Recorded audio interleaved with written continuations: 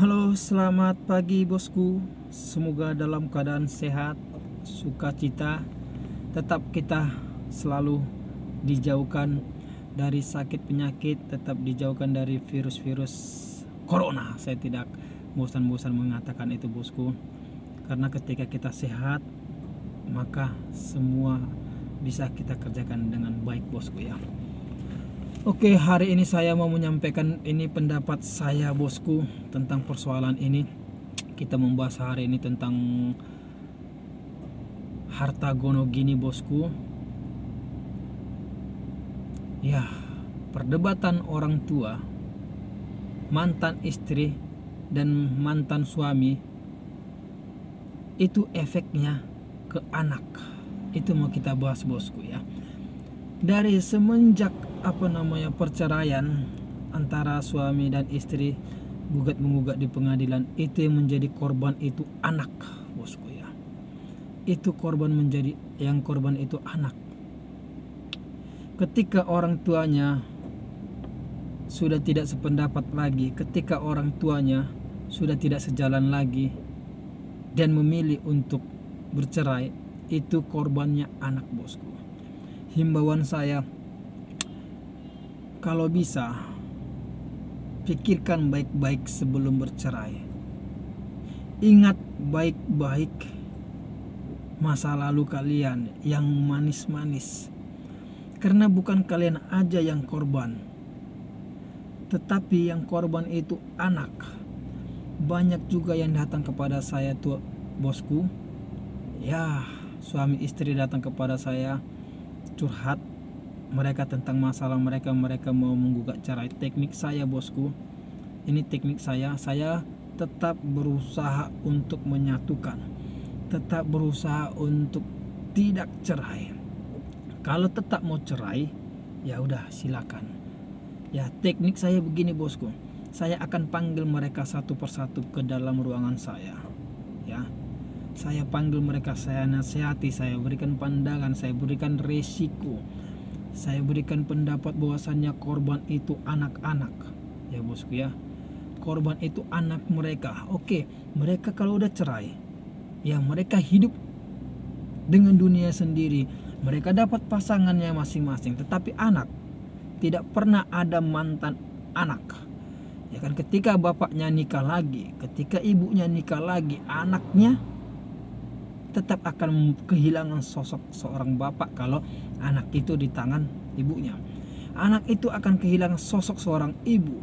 Ketika anak itu di tangan bapaknya, tetap korbannya anak ya.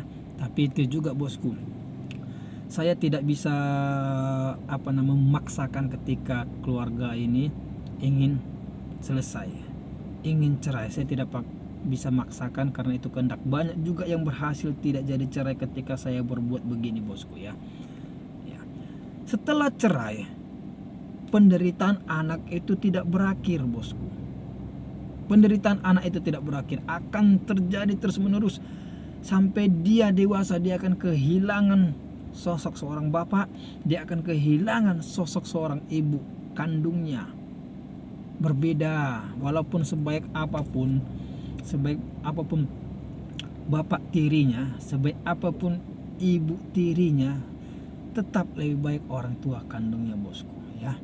Tetapi ketika terjadilah perceraian, tidak sampai di situ aja anak disakiti, karena ada proses hukum juga yang biasanya ditempuh oleh salah satu pihak, yaitu harta gono gini.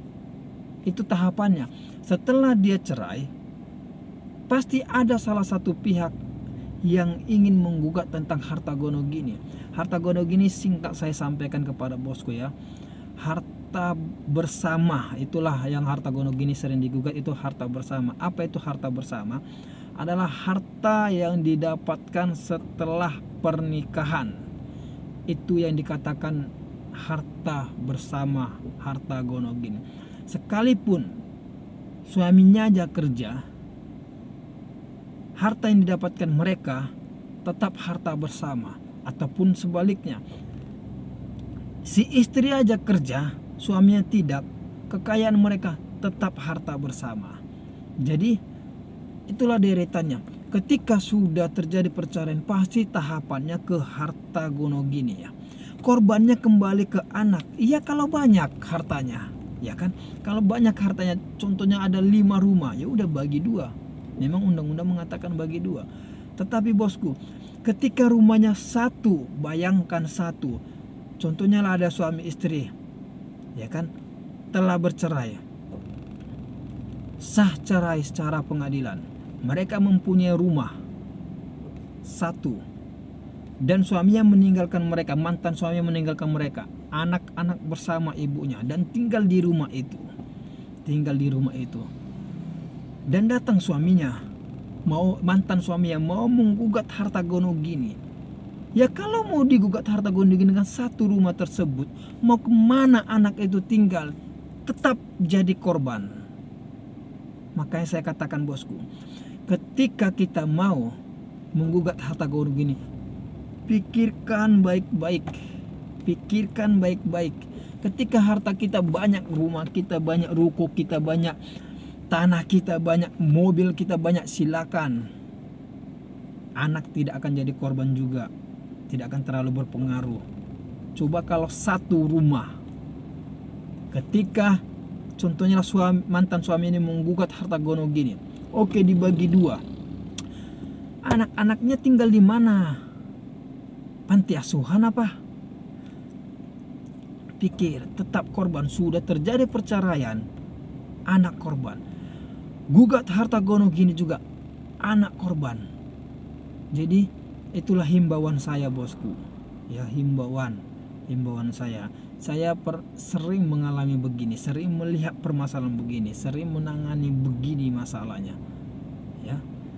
Anak itu pikirkan, kalaupun kamu tidak suka lagi kepada suamimu, atau kamu pun tidak suka lagi kepada istrimu, paling tidak anakmu yang kamu lihat.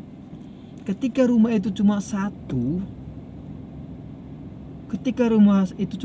dan tinggali anak-anakmu, ikhlaskan aja lah. Apalagi yang gugat laki-laki, aduh. Ikhlaskan, biar anak-anak itu dan ibunya tinggal di sana demi masa depan anak-anaknya. Hubungan kalian sebagai suami istri sudah selesai di perceraian, tetapi hubungan anak, jangan sampai anak itu dendam bosku. Jangan sampai dendam. Psikologis anak itu akan selalu mengingat, apalagi anak itu tahu salah satu orang tuanya menggugat rumah tempat tinggal mereka. Terjadilah putusan pengadilan, rumah dibagi 2. Mau tinggal di mana? Mau ke tempat neneknya? Mau ke panti asuhan? Tolong jangan egois, jangan mementingkan diri sendiri. Lihat anak-anakmu, anak-anak kita, ya kan? Janganlah egois. Ketika perceraian aja terjadi, korban itu anak. Ketika anak itu bersama ibunya di satu rumah, digugat suami juga harta gono gini, tetap korban anak. Double korban anak. Mau tinggal di mana lagi, udah masa depannya tidak bisa lagi kita lihat cerah. Macam mana banting tulang orang tuanya atau katakanlah ibunya untuk mencari tempat tinggal lagi, rumah itu sudah dibagi 2, ya kan? Kan itu jadinya korbannya jadi anak. Sekali lagi bosku, saya hanya mengimbau, ketika memang keluarga kita tidak bisa diselamatkan lagi, tetap harus bercerai. Sudahlah, stoplah sampai di sana. Jangan dinaikkan lagi gugat harta gono gini, apalagi hartanya cuma 1 rumah di tempat tinggal anak-anaknya. Pakai hati nurani, ya kan? Pakai itu hati nurani. Karena sekali lagi saya katakan, mantan anak tidak ada, mantan istri ada, mantan suami ada. Pikirkan baik-baik masa depan anak-anak, apalagi anak-anak yang masih sekolah. Kalau sudah dewasa anak-anak tidak masalah. Ini anak yang masih sekolah butuh biaya. Ini udah mau dicari lagi rumah, mau digugat lagi. Oke bosku, Hanya itulah pendapat saya hari ini bosku tentang persoalan ini. Sering saya lihat. Sekali lagi, ketika memang rumah tangga tidak bisa dipertahankan lagi, anak jadi korban. Jangan dua kali anak jadi korban kita buat. Jangan lagi gugat harta gono gini. Stop sampai di situ. Cari kehidupan masing-masing. Biarkan anak itu berkembang. Apalagi cuma satu rumahnya, janganlah digugat. Jangan. Lihat anakmu, sayangi anakmu. Istrimu mungkin, mantan istri mungkin sudah selesai kalian, tetapi anak tidak akan pernah selesai. Sampai pun dia menikah, nama kita yang selalu ada. Oke bosku, tetap semangat, tetap sukacita. Salam.